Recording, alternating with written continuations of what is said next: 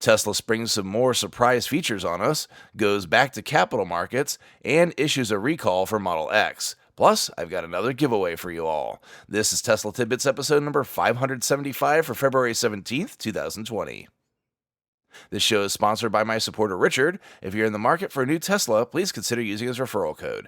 Ask your salesperson to use code Richard174 or go direct to the web link ts.la/Richard174 and pick up a 1,000-mile supercharging credit for your new vehicle. I named this episode Raise, Call, or Fold when I only knew about one of the raises that Tesla made. We didn't know we'd be getting two. Elon announced via Twitter that Model S and Model X had secretly received a range bump to later be unlocked via software update. Dubbed Long Range Plus now, Model S now has an EPA-rated range of 390 miles, while Model X gets an impressive 351-mile range. I would bet that by the end of the year, Tesla has Model S over 400 miles of range. This is one of those theoretical milestones that folks have with EVs where they say, I won't consider one unless it can go X miles on one charge. It used to be 300, but then the goalposts seemingly were moved again to 400.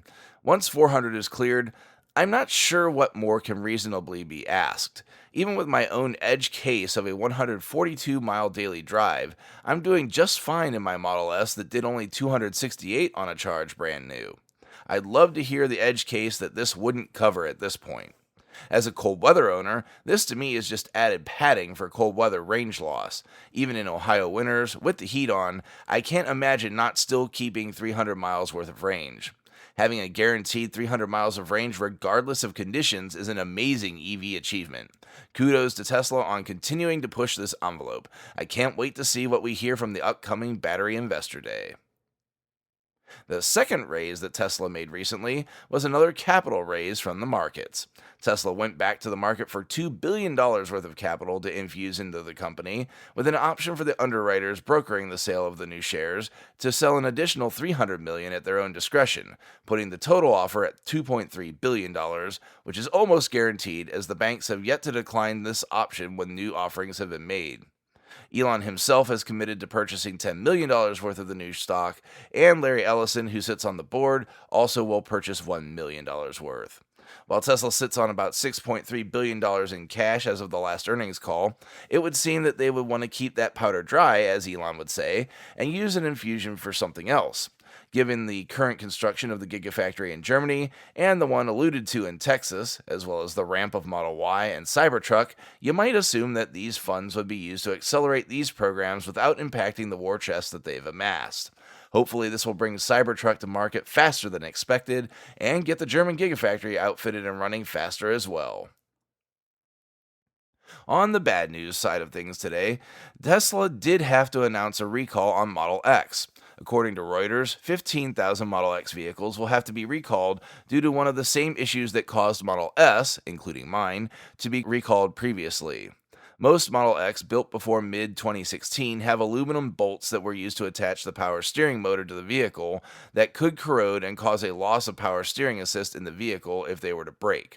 It's important to know that the National Highway Traffic Safety Administration has stated that there are no known crashes related to this recall.